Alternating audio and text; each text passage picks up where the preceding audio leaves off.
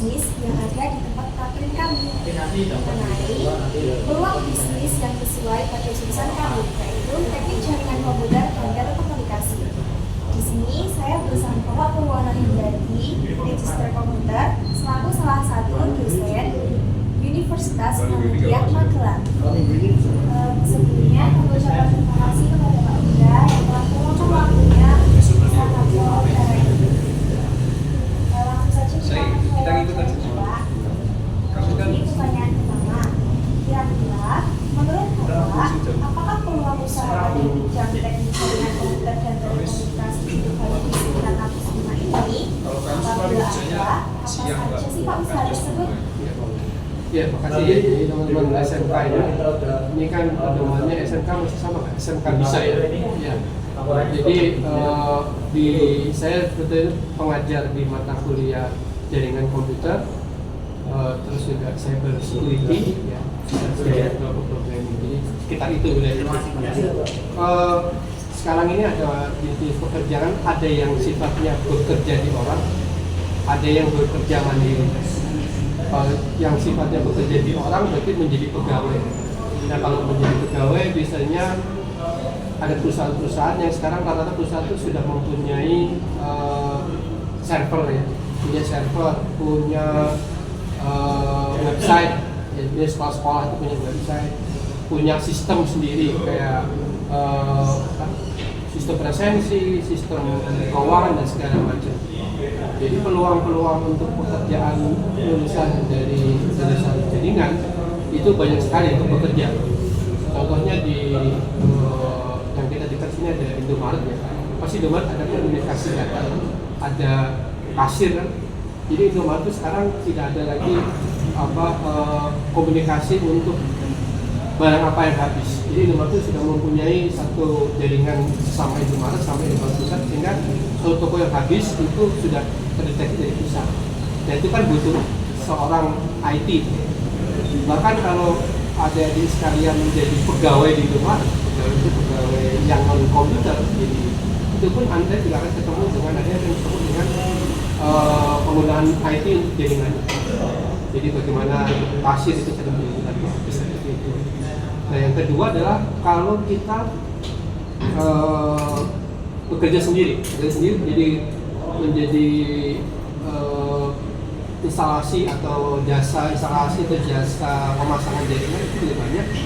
Jadi sekarang rumah-rumah sudah pakai internet, kemungkinan mereka butuh untuk mengembangkan internetnya menggunakan dari ISP, yaitu bisa memberikan jasa pelayanan untuk menginstal jaringan internet di rumah-rumah atau di kantor kecil gitu.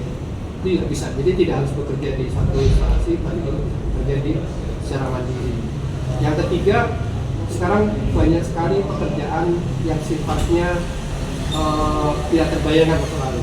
Jadi seperti bekerja tapi yang dipilihnya bukan, yang diekspos bukan pekerjaan tapi pembuatan kontennya.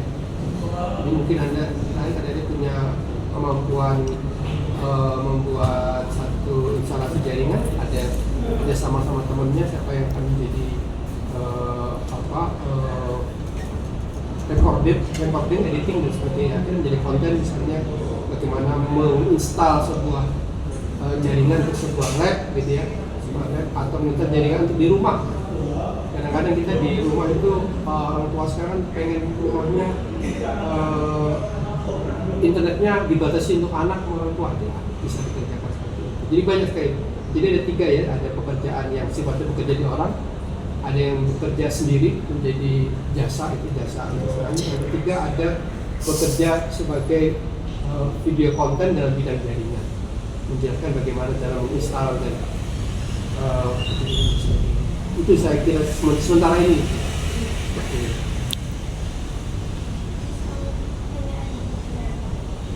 Bagaimana tips yang harus dimulai terlebih dahulu untuk mencoba memulai usaha di bidang IT ini? Ya,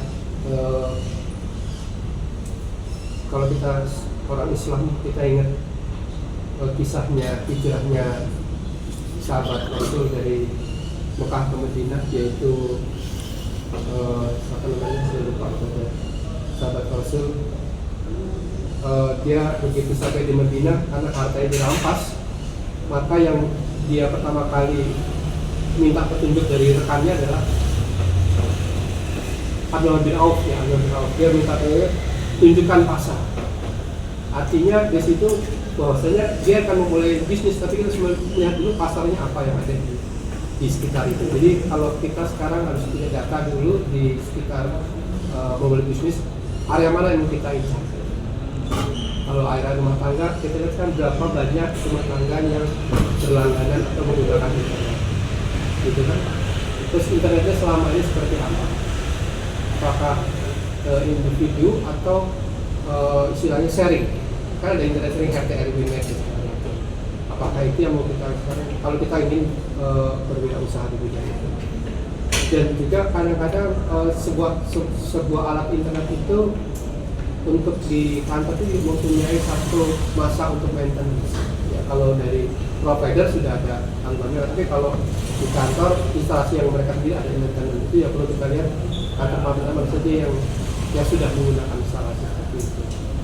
Ya, di desa, di kantor desa, kantor kecamatan, kelurahan itu sudah berinternet semua tidak. Tidak butuh tenaga untuk mengembangkan. Seperti itu. Jadi kita perlu mengenali dulu seperti apa misalnya prospeknya di setiap kantor-kantor itu. Kayak misal kita harus mengetahui target pasarnya. Ya, target pasar itu.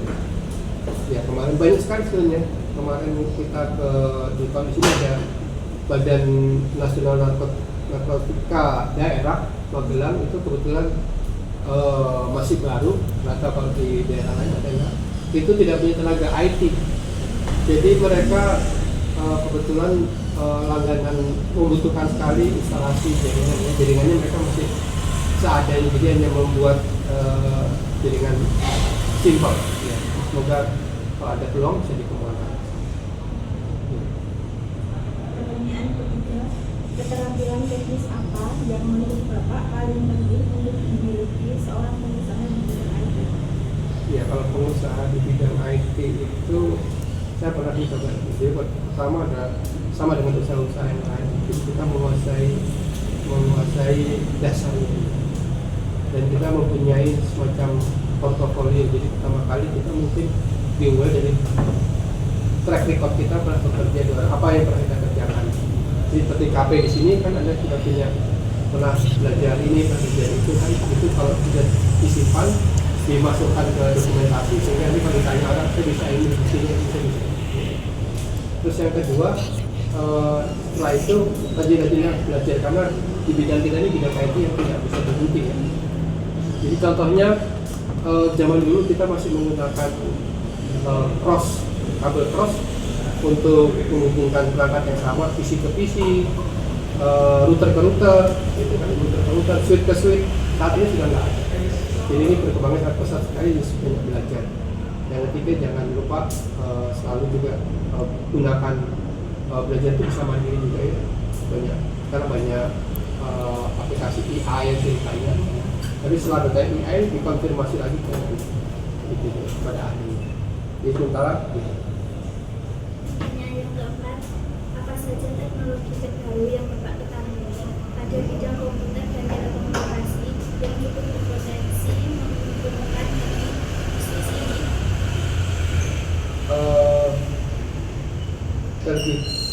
Terbaru sekarang yang saya ketahui paling kemarin itu adalah teknologi adopsi teknologi untuk pernikahan. Jadi sekarang kalau orang nikah undangannya pakai QR code. Ya, jadi undangannya ya namanya misalnya Tania itu pakai QR code. Jadi begitu Tania hadir, si itu dia akan nge-scan Tania. Begitu, oh Bu Tania dengan siapa Bu, suaminya, anaknya? Oh saya dengan anak tiga. Sehingga kawan juga dari QR code itu juga beri pada bisnis di event organizer untuk memanfaatkan itu. Jadi teknologi yang paling baru sekarang salah satunya itu. Terus juga ada yang sederhana ya, sekarang dari suatu pernikahan ada namanya juga foto di depan kan bareng dengan mantannya itu.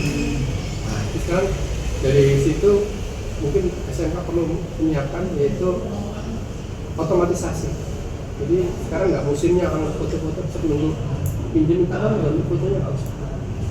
Jadi begitu sudah foto disiapin QR code dan tinggal nyeker masuk ke storage dari si fotografer itu. Kita tinggal ambil foto kita.